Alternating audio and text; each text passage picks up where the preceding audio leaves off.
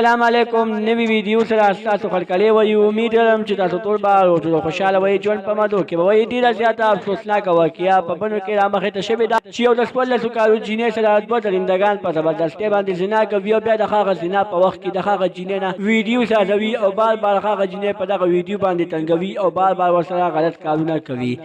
دوستانو چې کله دغه جینۍ ډېره زیاته تنګه شوه پولیسو ته یې ټول حقیقت راښکاره کړو دوستانو جینۍ پولیسو ته څه وویل او اخر جینۍ سره داسې حرکت ولې وشو کو چې تاسو د دې پوره معلومات باره کې ځان قبل وغواړئ کو سپورې چې زموږ د چینل مخه نوي سبسکرایب کړئ په موږ زموږ د چینل مخه سبسکرایب کړئ ترې نشان څخه مخه وغواړئ چې زموږ خالي او نوي معلوماتي ویډیو تاسو ته په اسانۍ سره ملاويږي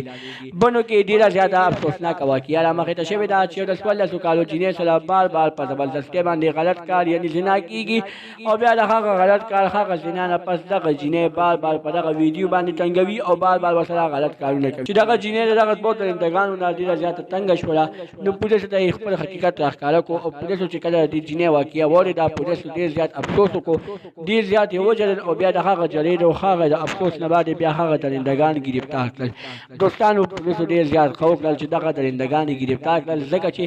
دغه درندګانو یو داسې خلقت کړی و چې یو ماشومې جینۍ عزت یې لوټ کړی و دغه ماشومې جینۍ عزت په یې بار بار لوټولو خو چې دغه ماشومه جینۍ اخر تنګه شوله نو مور او پلار او پولیسو ته یې ټول حقیقت راښکاره کړو چې کله پولیسو دغه دوه درندګان ګیر کړل دغه دوه درندګان وویل چې موږ داسې نه کول غوښتل خو موږ خپل نفس مجبوره کړي وو چې تاسو بار بار داسې وکړئ دوستانو موږ واقعي ډېرې اورېدلې وي خو داسې واقعې هم چېرته نه وي اورېدلې چې کله یو ماشومې جینۍ سره زیاتې کېږي او بیا د هغه زیاتې تپوس دا وه زموږ نننۍ ویډیو که زموږ دا ویډیو خوښ شوي وي زموږ د چینل مخه سبسکرایب کړئ ترې انشاءالله څخه مخه ووهئ چې زموږ ښه نوې معلوماتي ویډیو تاسو ته په اسانۍ سره ملاوي